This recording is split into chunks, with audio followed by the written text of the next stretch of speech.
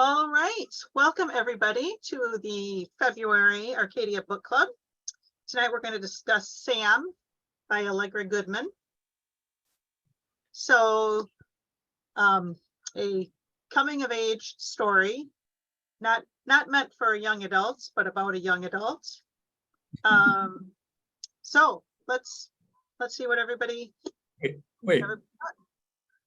You say it's not made, not for young adults? You think it's Definitely any young adult could read this, but I mean, we don't shelve this in the young adult section. Oh, I see. Okay. Like we must, I must betray you as a young adult. Okay, I got you. But I do think, high school kids, at least mature ones, would probably find a lot in it to identify with. Yes. And even perhaps a cautionary tale. Yes, perhaps. Can I just, I want to hear what people thought, but there was a funny little moment in the book that I wanted to read, just because there were so many of these little gemmy moments. And since I had, when I was first married a woman who had children, and she had two daughters. And I lived in New York and Connecticut. They lived in Connecticut, and the girls, when I met them, were 5 and 11, and now they're 48 and 54 or something like that. But I just remember having these odd conversations, particularly with the adolescent one who would ask you out of the blue all sorts of stuff. But so here, I'll just read this one little moment. It's on page very bottom of 126 and the top of 127. It's Sam asks her dad, "Were you ever in love with the wrong person?" Mitchell looks surprised. "Sam, what's going on?" "Nothing." "No news is bad news?" "Dad, stop." No one else comes in. They sit alone there in the sun. "Usually I was the wrong person," her dad said.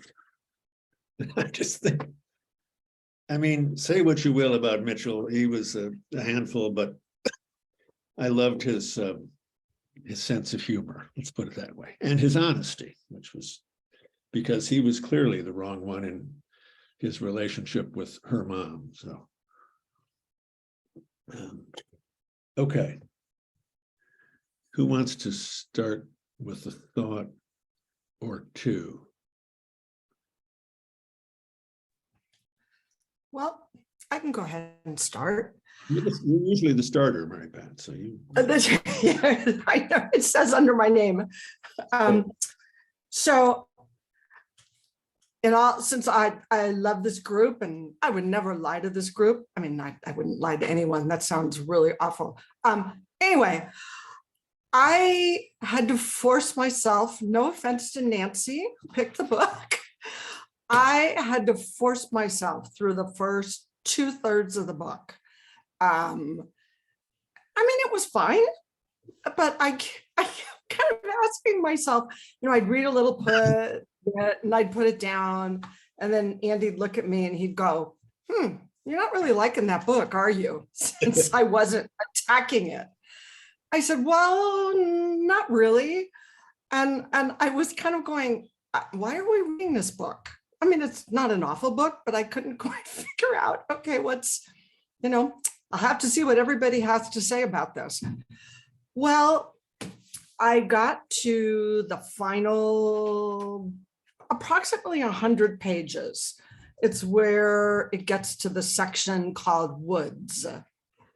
And all of a sudden, it changed for me. And I found, and I kept thinking about this, trying to figure out, okay, why all of a sudden do I want to, which literally probably the last 75 pages, I just sat one night and just read them straight through. And I don't know if it was the introduction. I mean, it was interesting. Sam was kind of okay, here's a teenager and we're hearing about her, and oh yes, I'm remembering those ups and downs that kids have. And And I'm not quite sure if it was why it changed for me, whether it was whether I found once she met her group of friends in the woods, Justin and Kyle and Amber, once that became more interesting because they were a different kind of people, or I thought, well, maybe it's because all of a sudden she's finding her people and being herself, and she kind of just she became more interesting to me. Yeah, so I got to the end and I was sitting there thinking, wow, what a great story. And what a great story about all these people who somehow have figured out how to lead their lives in their own way. And it didn't feel as bleak as I had felt in the beginning. So now I can say to you, Nancy, that was a good choice. You know, Mary Pat, I think I may have had somewhat similar thoughts to you, because it just kind of went, and it started to switch for me when that grandma joined it. You know, that because there was no other character like her that really twisted things a little bit. No, she didn't have for lack of a better word, there wasn't a mentor for her. You know, as much as her dad, was he a mentor? Maybe, with mom, but grandma's name, but you know, Grandma Ann and the big old house. You know what I'm talking about, right? Okay. For me, that's when things got a little bit more interesting, I think. Mm-hmm. Yeah, she was a neat character. Allison? I'm really interested in what you guys are saying. Oops, can you hear me? Okay. I'm really interested in what you guys are saying because I had a somewhat similar experience up until, I don't know, it was around page 145 or 150. I think that, I mean, I thought the second half of the book was riveting. I was just with it the whole time. And I think that Goodman is more successful at describing what's going on inside Sam when she gets to be a little bit older, when she's a slightly older teenager, and also when she starts climbing outside. I was frustrated with myself because I found the climbing inside very tedious. It was just like, why are they climbing inside when they could be outside? What a waste. But I was intrigued by Sam, and I was intrigued by the situation. And I thought that the portrayal of the parents, I mean, her mother is so good-hearted and, has made bad choices, but is still trying really hard to do the best for her kids. And, the father is, I mean, a great portrait of somebody who's got, obviously serious psychological problems. But the book fell kind of in two halves for me. And I by the end of the book, I was like, oh man, I adored this book. What was wrong with me? The first half of the book, so I went back to look at it just felt flatter to me, the first half, and the second half becomes much more textured emotionally. And I agree that Anne was a great character, a wonderful mentor for her. So anyway, that was my take. I wonder, let me interrupt for just a second. I wonder if partly, because one of the things I was kind of amazed about in the first half was that she really successfully did something that I think is really, really difficult to do, which is she sort of wrote using the language of a young girl. Mm-hmm. Yeah. And so the language of the young girl was plain and not sophisticated and not complicated. And so I agree with you. I think that, once she becomes a teenager, that I think the book changes, the momentum changes, all sorts of things change. But I wonder if her editor ever said to her, you do realize using this little girl's voice, you're running the risk of some people just not getting to the teenage part, they'll just think this is so flat. So I don't know. I just wonder, I just bring that up as a way of talking about, discussing it, but it's. No, I think that's a good point, James, because I mean, it is really hard to write in a kid's voice convincingly, I think,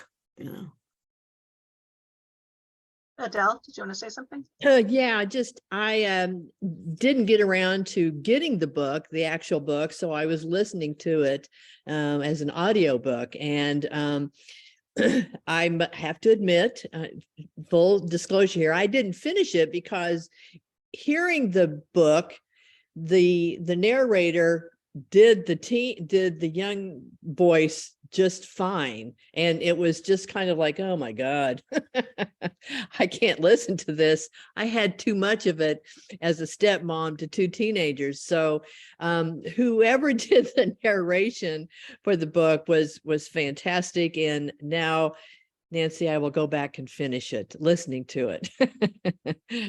But it was a great audio narration of the first part. Yeah, I had a bit of a hard time getting into it at first, although I don't know that I can pinpoint where it started being more interesting to me. I should have put sticky notes on things, but it reminded me a little bit of Tomorrow and Tomorrow and Tomorrow, where I thought, I don't know anything about climbing. I'm not interested in climbing. I'm terrified of heights. Why am I reading about somebody who climbs? But at some point it did become just riveting. And I also ended up just loving it. And I just loved the humor in it and the fraught relationship between her and her parents in two different ways, her relationships. And I think it was really, really well done and very, very truthful, very honest.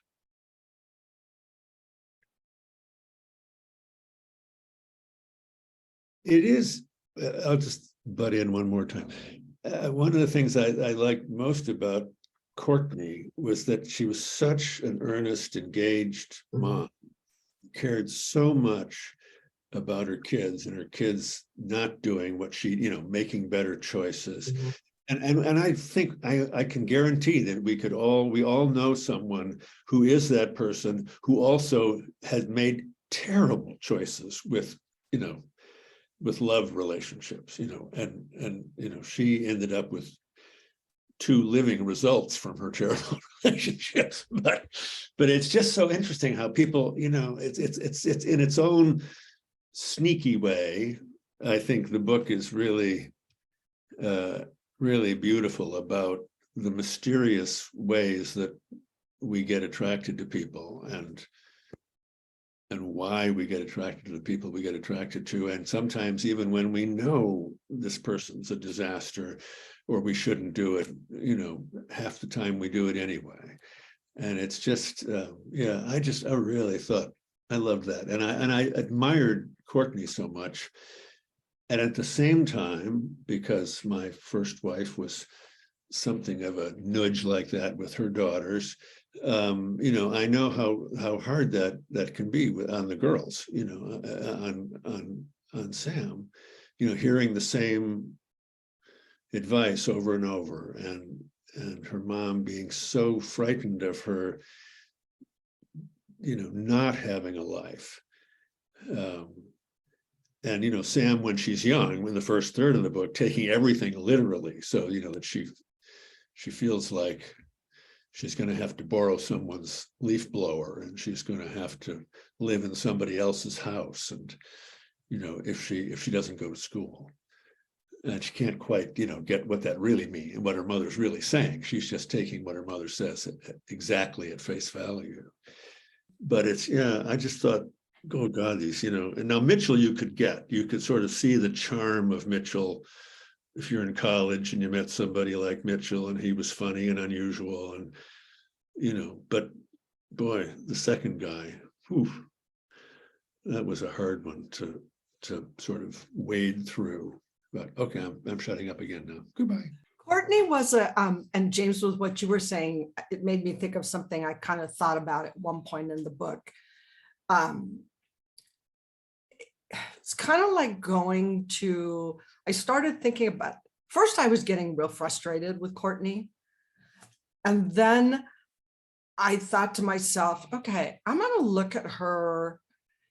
I mean, you want to be in the book, but I'm going to kind of try and step outside and pretend that I've gone to a play, and I'm watching a play. I'm reading a story about a culture, a family culture that's unfamiliar to me. My family wasn't like that. And so it helped me to really kind of get some feeling for Courtney, because I mean, she was trying, right? I mean, 2 jobs, 2 kids, one with special needs, a daughter that doesn't like her, or talk to her, absent fathers I mean, oh my gosh. But it helped me to step back and kind of say, all right, I wonder if I've met women who I've judged because of whatever reason, they're barely making it, and they I don't know, but I don't know anything about them. And Courtney, okay, look at Courtney. If I just saw her on the street with Noah running around crashing into things, and you'd probably go, oh my God, what is that woman doing? Look at that beat up car. Well, Courtney was doing her very best, and she was doing it for her kids. It wasn't about her. So that really helped me with an understanding of coming to a picture of who Courtney was. That's good. And that's obviously one of the greatest functions of literature, is to sensitize you to people you otherwise might judge, I think. Yeah. I felt like I've known people like Courtney. There's girls I went to high school with who were Courtney, a few years later. So I think she did a really great job capturing that kind of a character, and also the kind of, I don't want to say desperation, but the sort of intensity that fuels Courtney, to have something better for those kids, that's the great thing about that character, I think. Larry, I'm sorry, I saw. No, that's fine. Were you done with what you were saying, Allison? All right, let's start with on page 162, the first sentence. I understand George Santos is going to do a blurb because he liked this opening 2 sentences. Line is like everything else. Practice every day and you get better.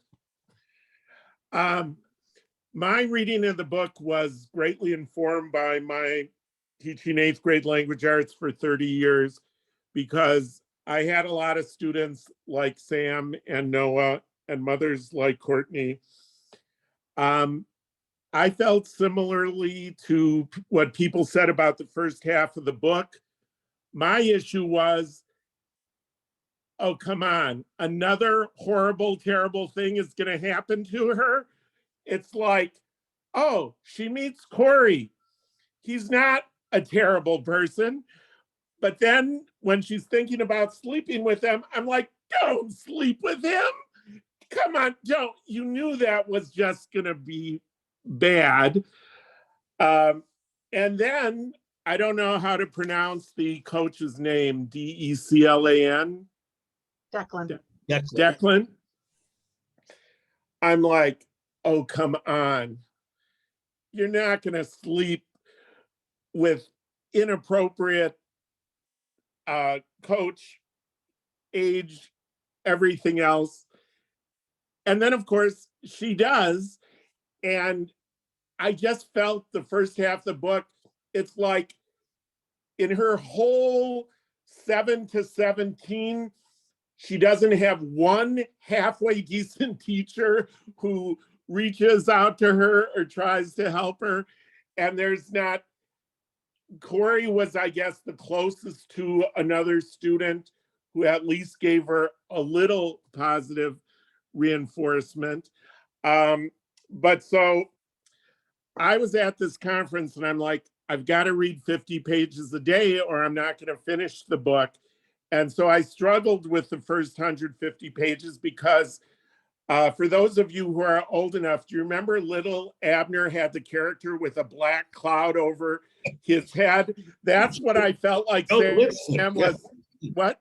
His name was Joe Blitzvik or something like that. It Yes, was, yeah. yes. But it was like, come on, give this girl a break. Can't ever something positive happen to her?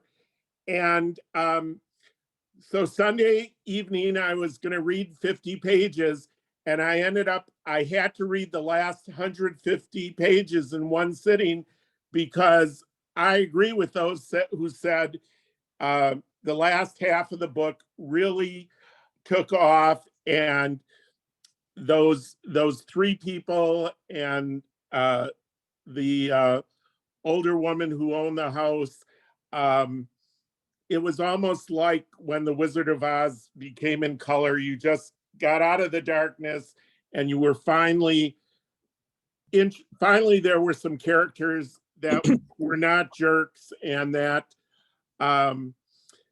it really was a fun and enjoyable read.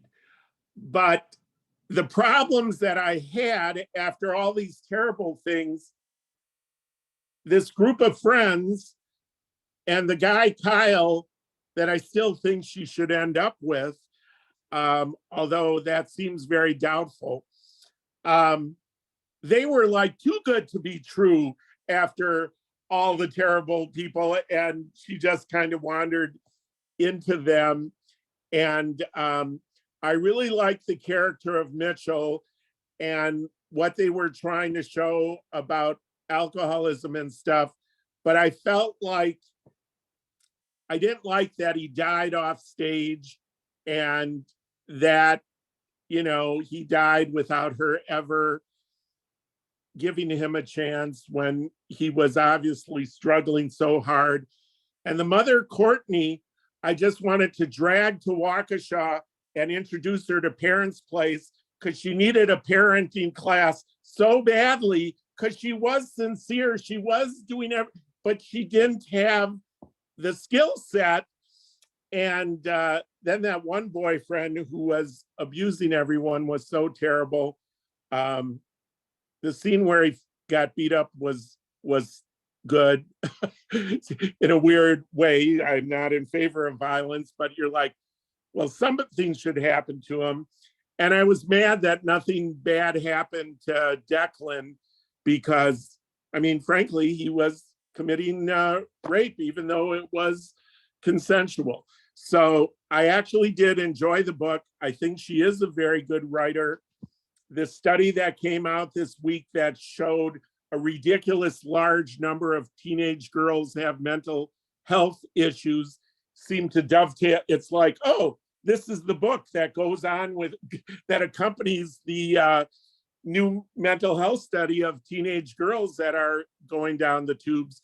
And in conclusion, you should listen to Sunday's episode of This American Life, the podcast. The title is Myth or Magic, and it's people arguing, is falling in love magical, or is it a mathematical thing to figure out? And that, when I listened to that, that kind of dovetailed with this whole issue of falling in love with the wrong person and everything else. So overall, Jim, to your surprise, I enjoyed the book, but I think it was a good book. It could have been a great book if the first half wasn't so overwhelmingly terrible things happened. And again, the thing with the dad, I was disappointed, but it had a very nice ending considering everything else. Let me just say two things about that thing about the dad. And I guess maybe I'll say three things. One about bad things happening in the first half. I agree that there seemed to be an overabundance, except, and this is one of the things that I think some people probably don't like about the book, but there's a lightness to her writing that keeps it buoyant because she doesn't, she doesn't tell you every consequence of every bad thing that happens. And so Sam is starting very, very slowly and without having any language for it to build a kind of resilience, I think, within herself because she's on her own. She feels like she's on her own. And I felt like that fit perfectly with her journey in the second half of the book. Now, the dad, yeah, see, I think having him die out of the action of the book was perfect. And here's why, Larry, because that's how she learned that lesson that, we all have to learn. Some of us are lucky enough to learn it without something truly terrible or sad happening. But, she wouldn't give in to her dad anymore because she just didn't trust him anymore. And he'd certainly not, he'd gone a long way towards chipping away whatever trust he had in her about him. And so what she did to me was absolutely typical of a middle teenage kid who just makes a decision, assuming your dad's always going to be around, and I'll figure this out later, but right now, fuck you, Dad. I'm not talking to you. And then for him to die, you just could feel this thing inside her shift. And I think those are the moments in people's lives, that really, really do change them. And so I thought that was great, but I understand.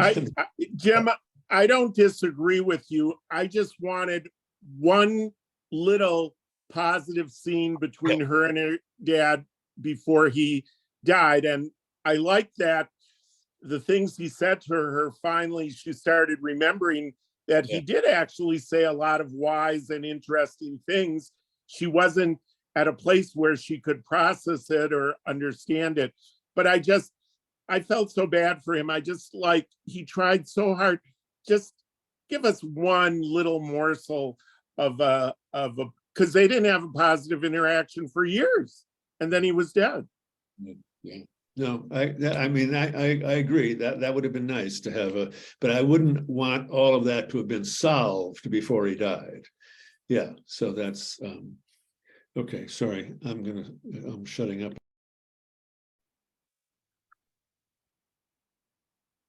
Allison?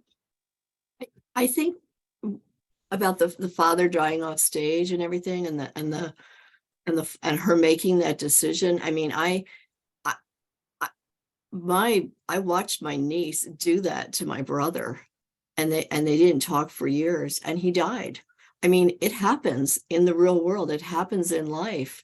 And so I felt like that was very incredibly realistic. And, part of you just saying, come on, girl, give it up, reach back out to him, but it happens. I mean, I don't know, middle teenagers, that's a really thorny personality. Allison, I totally agree with you, but if she could make these perfect friends and perfect old lady, she could soften it just a smidge. Yeah. But I understand. I don't disagree.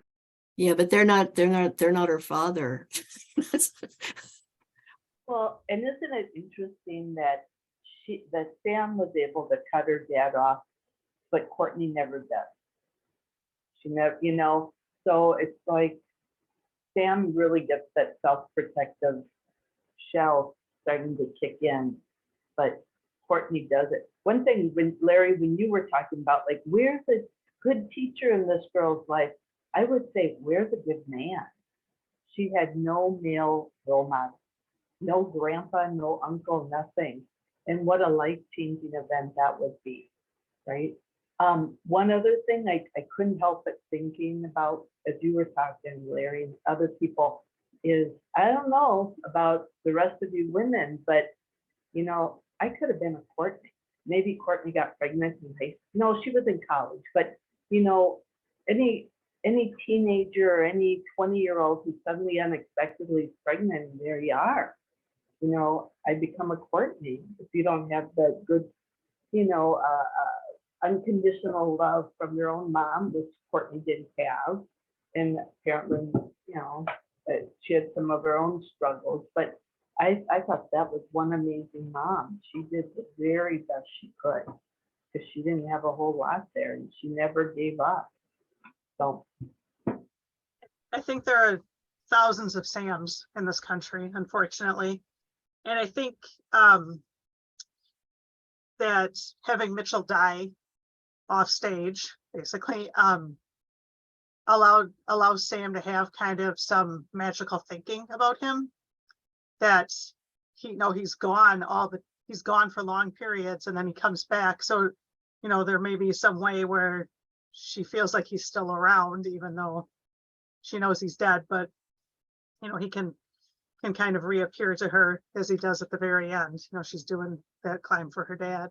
But I think the reason she could cut her dad out when he had let her down and damaged her so many times is because she did have a mother who had many faults, but was a rock and was always there and always dependable.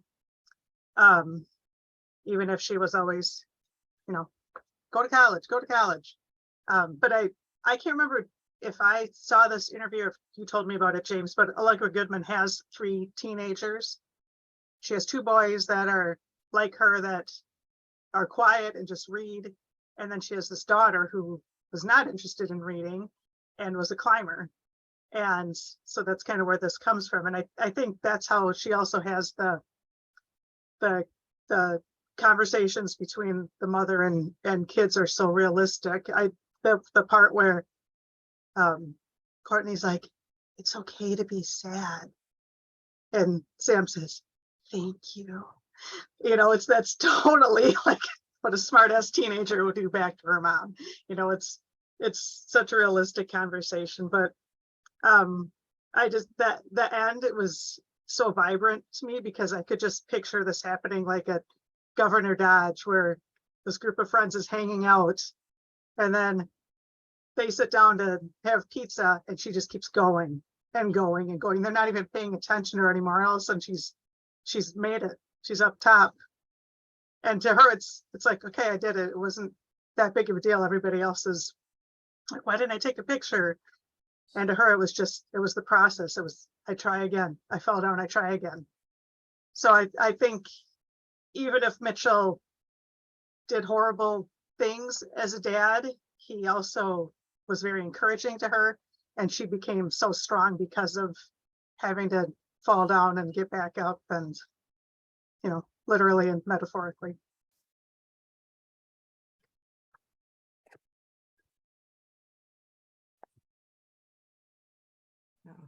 And you know what? I think we do have to.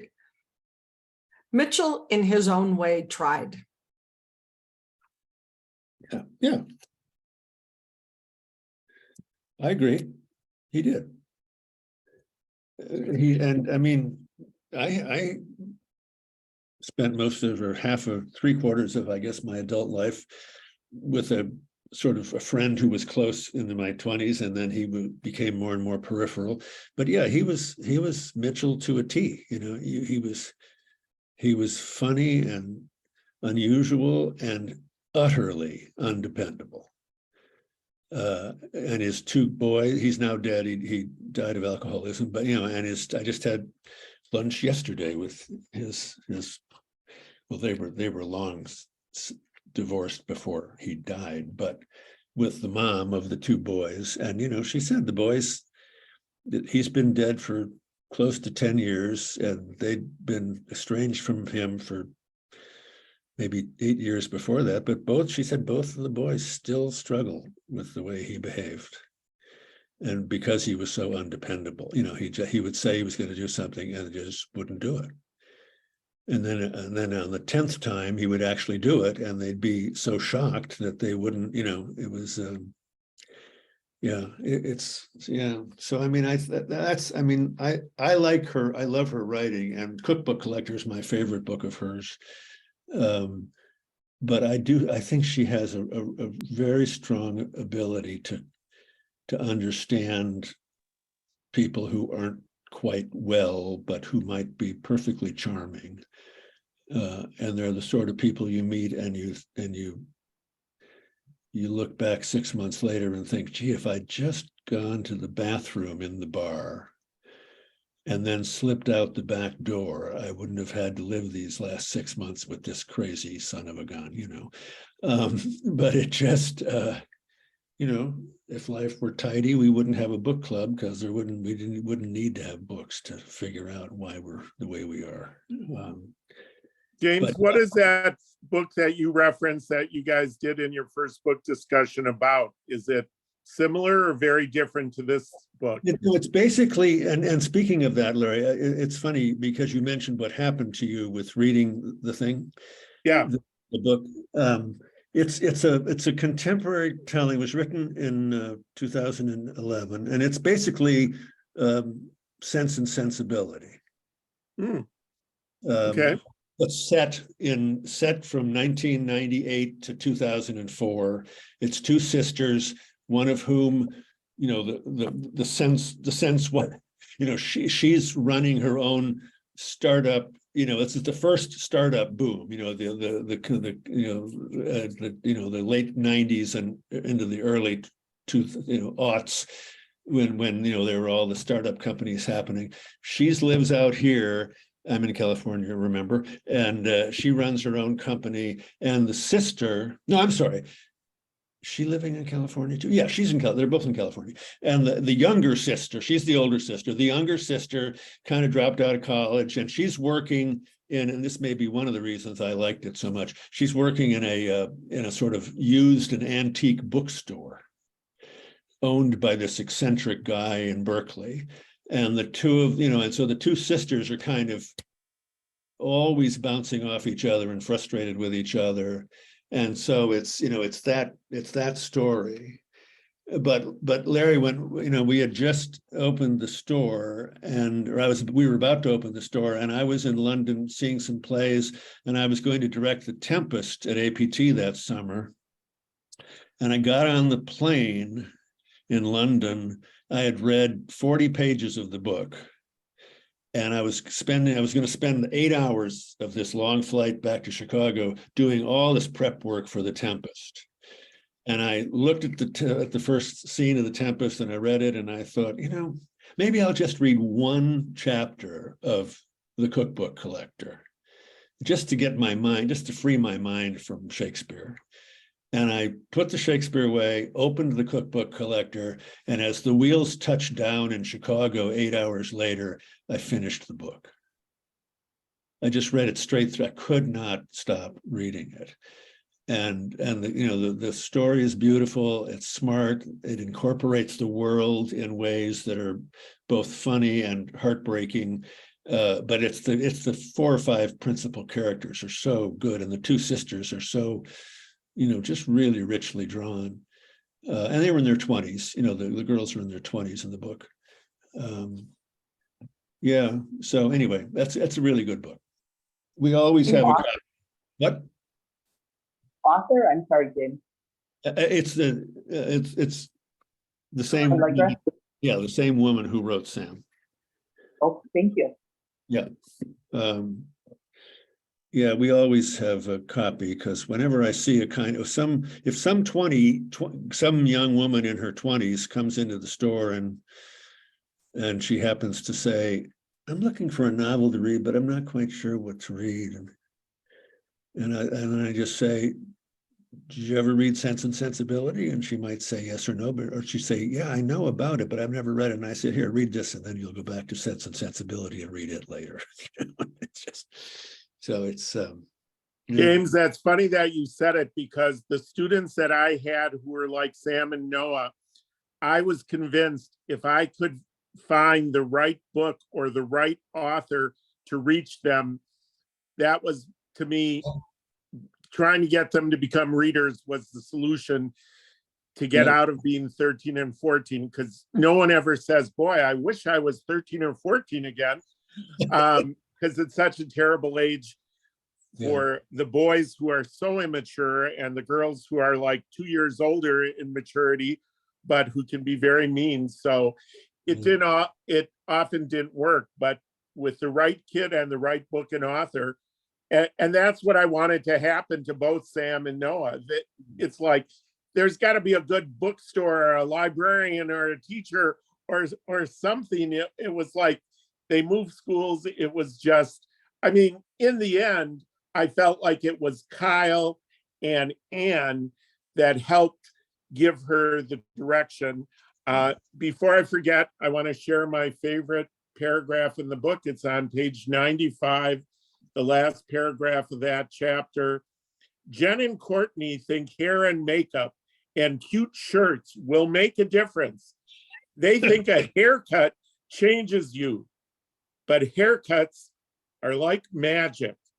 They only work if you believe in them. Yeah, I have that one underlined too. Oops, am I muted? No, I'm not.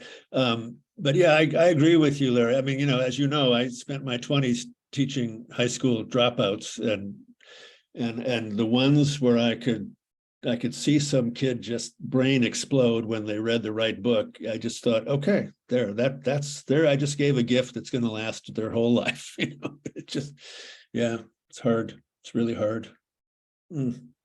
Boy. Other comments? People? Larry, did you mean Kyle or did you mean Justin? I'm confused. Who was the one she slept with? Wasn't it Kyle? Justin is the one whose great grandmother they lived with. Oh, so Justin was the one she slept with? I got the names confused then. I meant Oh, okay. Justin and Ann. No, you're right. Yeah, no, I mean, Justin was the one who was the gardener and they lived at his great no, grandmother's that's house. who I meant. Okay. I'm glad you corrected me because That's the kind other, of what I thought. the other males in the book were just so horrible, representative of the male gender. It's like, finally, you know, he didn't push her. He was understanding. And then, well, I was mad at Sam where she just kind of broke up with him without telling him, which was it. Well, she was being like her dad, I thought, at that point, because she didn't know how to relate to people. And I was pleased when they kind of reconciled. But yes, thank you. His name was Justin. I just didn't remember his name. Yeah, and he was very supportive. And I kind of, you know, as somebody who loves happy endings, I kind of feel like, you know, looking onto it, she goes to college, she gets her geology degree, and then he's inspired. And after the great grandmother passes on, he becomes a landscape architect. And, you know, I had this whole vision of where they go from there. I agree. Yeah, because the great grandmother, Diane, the great grandmother's going to leave both of them the house. Ah, nice. You know, but Ask people what they thought happens, and it sounds like everybody's pretty optimistic that Sam is going to make it and finish college. And Oh yeah, she's going to make it. She's going to make it. Well, otherwise, we just all went through hell with her for nothing. so let's go back to Justin for a little bit though, because he was kind of that ADHD boyfriend. And he, you know, he was interested in her and pressuring her to have sex and all that. And as I think back about that time in the book, it really caused her to have some self-reflection, but to doubt about her own sexuality. Like, how come I'm not feeling anything? What's wrong with me? And remember that? And that was Corey. Oh, it's Corey? Yeah, Corey was the boyfriend. juggler. You're thinking of Corey the juggler who didn't do his homework. Yeah. So that was, to me, that was a real tender part. My heartstrings were pulling for her because, you know, she's still really trying to figure out who she is. Is she sexual at all? I mean, that guy wasn't striking, you know, anything in her, but just that self-doubt that she had, and it, you know, lingered, and then later on, but didn't they become friends again later on? Yeah, kind of. Yeah, he broke up with her after the summer when he was a camp counselor. All that. and he met somebody else. And then she had Declan, and then Justin was the one that she met in the woods with the friends where they were climbing, and he's the one whose great grandmother had the house. And, Yeah. you know, he was, like Larry said, he was kind of like maybe the one real positive portrayal. I did think Justin's mother was an interesting character. We didn't talk about her at all. Oh, yeah. Bring in a nice Oh, yeah. representative of the religious zealot, and that was a whole interesting dynamic. Yeah, I love the way Anne treated her daughter. Oh, just ignore her. She just goes on and on. You know, hell with it. It just kind of, That was great. wow. You know, I've never wanted to be a character more than Anne. Yeah. She's I'm gonna be her someday. I think Anne deserves a prequel. Maybe. Yeah.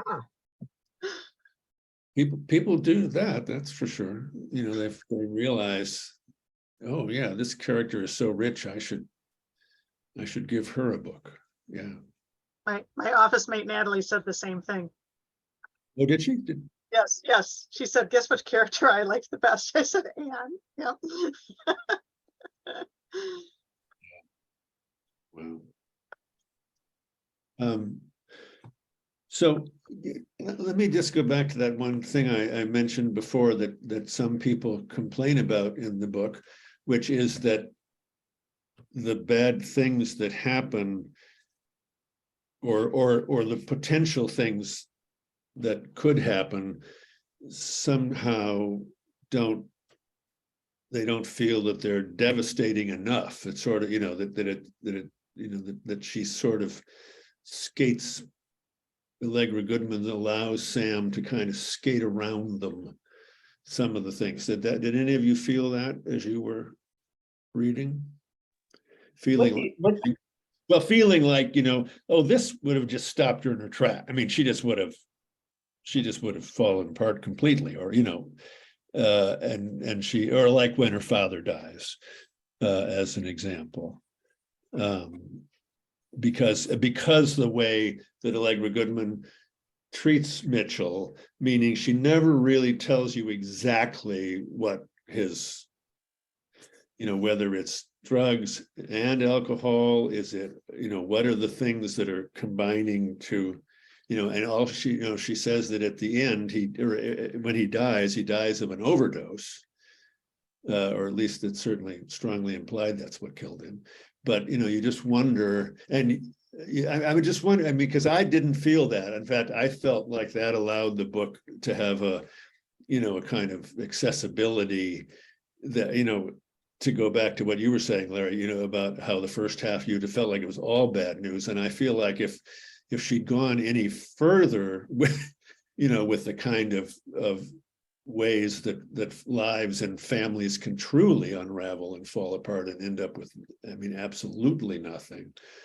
I just wonder if the book it just would have sunk itself, you know. It's but I just wondered if anybody had it struck anybody, or whether you think that's even a, you know, did she handle the complicated things about poverty and working 2 or 3 jobs and being a single mother and alcoholism, and, you know, were those things treated with enough weight, but yet to allow us to come out at the end thinking, I think as most of us do, that if Sam doesn't survive, there's something really wrong with the world, because she worked so hard now to get to a point where she should, you know, she feels like she's going to survive, and not only survive, but probably thrive.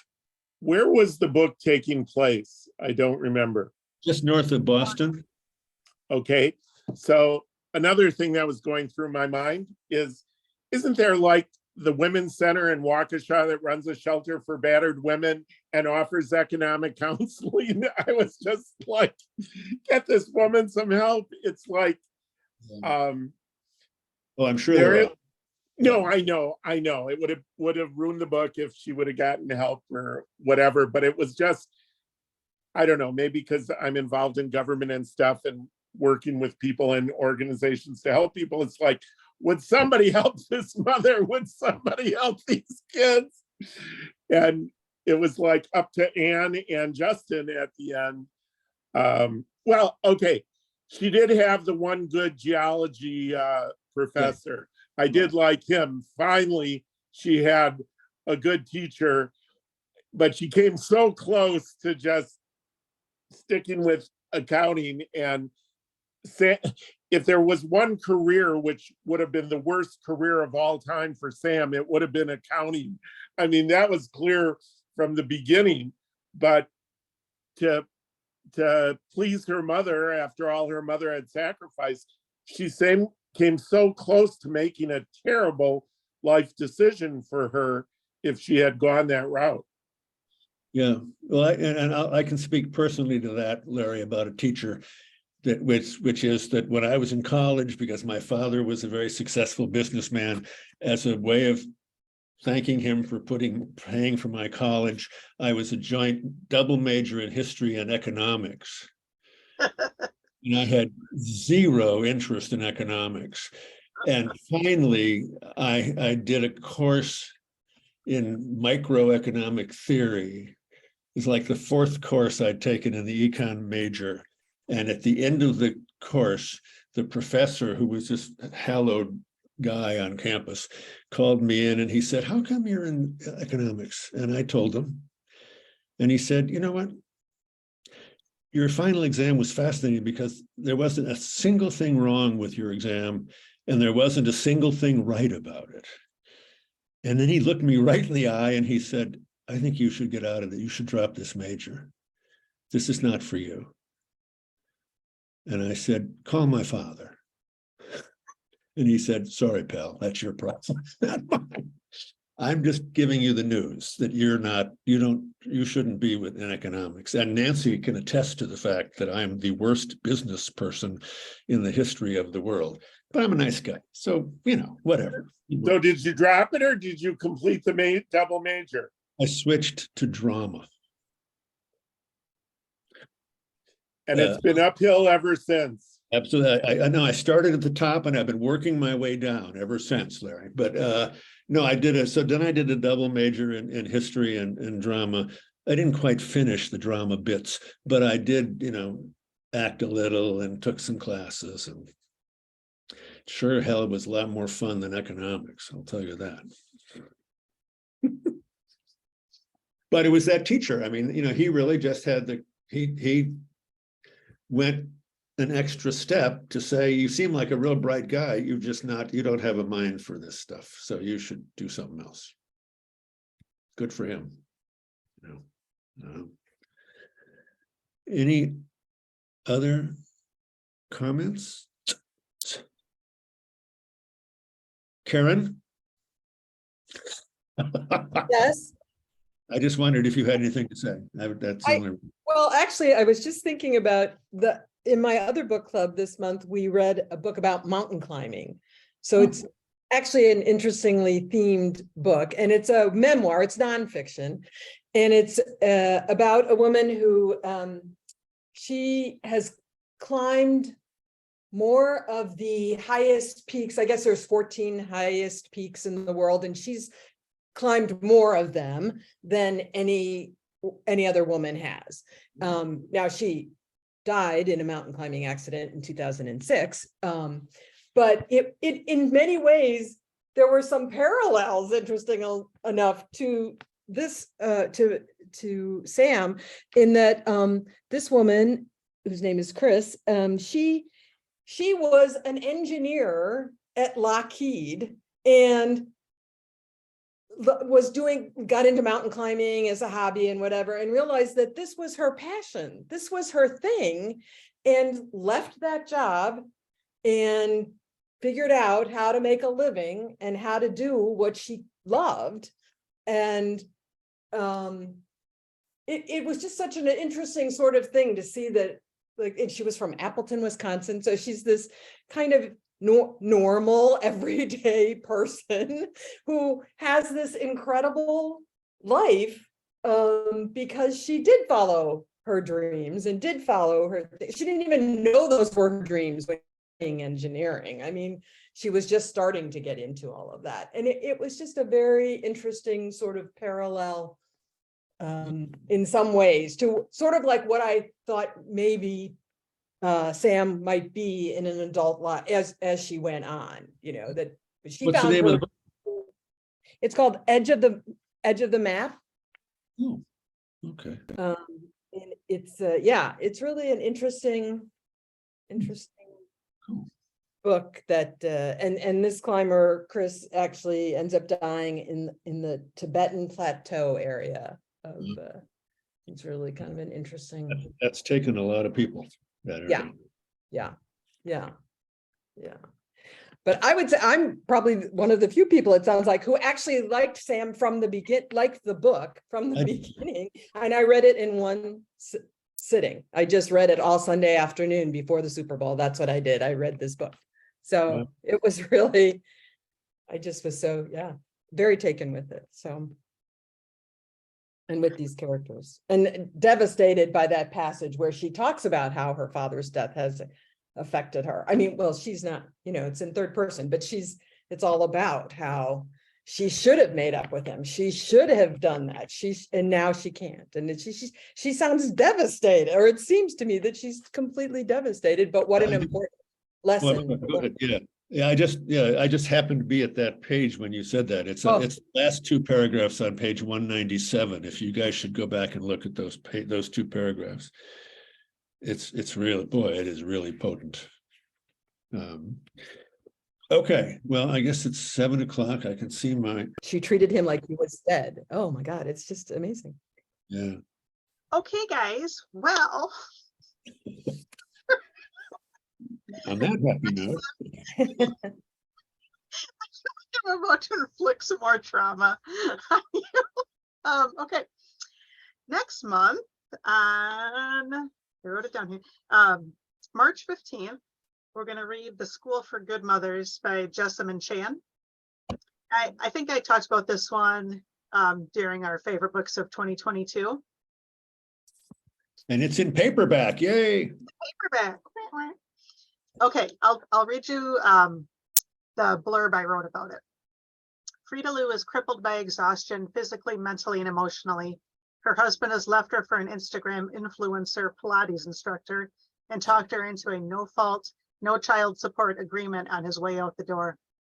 Overqualified for her mundane job, she sticks with it only for the flexible work from home option that allows her to keep her 18-month-old daughter Harriet out of daycare and home with her. This perfect storm of work deadlines, shaky finances, grandparents too far away to help, and a toddler that won't sleep or be soothed from her incessant crying jags results in what Frida calls one very bad day. And what Frida does on that one very bad day is undeniably reckless, but something to which every sleep-deprived and frantic parent can relate. The difference is that Frida got caught, and she will pay a very steep price. In order to regain custody of Harriet, Frida must attend a 12-month free education program for mothers, Reed Reform School, where the mantra is, I am a bad mother, but I am learning to be good. Frida is under a microscope, and even the slightest infraction, such as not smiling with enough motherly warmth, will result in being kept away from Harriet for longer and longer periods of time. Enter the robot children, who will help the residents practice being perfect mothers by simultaneously recording their interactions for these strangely childless instructors, social workers, and judges to review custody decisions. This is the Stepford Wives meets The Handmaid's Tale meets 1984 level terrifying. Issues of race, mental health, gender imbalance in parenting, and the full perfection of social media working against Frida may cause ire in the reader, but not enough to keep you from racing to the final page of this excellent, captivating debut novel. Big Brother is watching, and so is Robot Baby. Okay. Sounds like another feel-good story. What's the author's name? Jessamine Chan. It's really good. We'll have a lot to talk about. Yeah. Okay, but wait, there's more. we're gonna do a twofer. We're gonna also tell you what the April book is. So we'll meet on April 19th.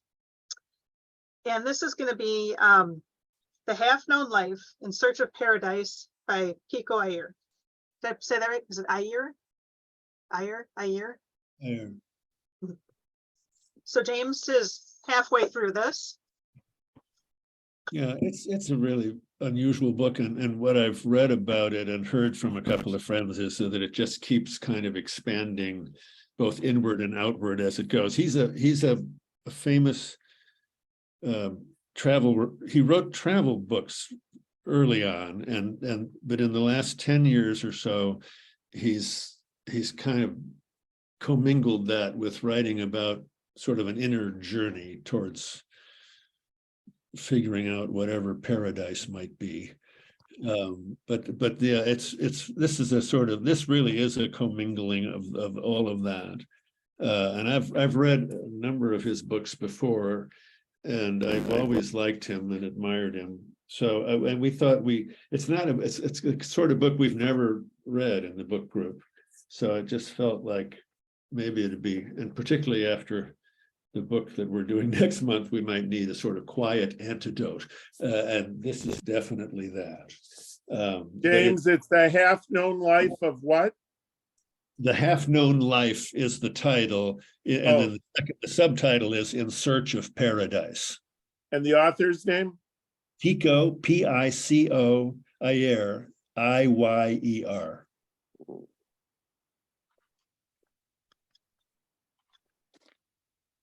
And that'll be for April. So if you don't want to buy the hardbound book, you can get it at the library, and you have time to do that. And it's short, also a plus. So, Short, okay. But James, as we were talking about it, we thought it might be one that you might end up reading twice. Like you'll have to go back a little bit and reread. So maybe we'll see. Maybe, yeah. It's I'll tell you one thing. There's one of the chapters I've read yesterday was about Kashmir, and it really made me think, why didn't I ever go to that part of the world? Although, I'll you tell know, you one thing, there are no robot babies in this one. very, very dangerous place to go now, but you know, it's just one of those things. Okay. Well, thank you. That was very spirited, and I'm glad that you know, it's interesting that so many of you had that response to the book. But I think, I mean, I get it. I understand it. It's cool. So if anybody ever has any ideas of something they really love that they would like us to read, you should let us know. Yeah, and that doesn't by all means, it don't feel like it has to be new books, you know, just a book. So, okay, any other remarks for the good of the order? Thank you, guys. Okay. Thank you. Always a pleasure. Thank So, you. Thank you. Have a good night. Thank you. See you next month.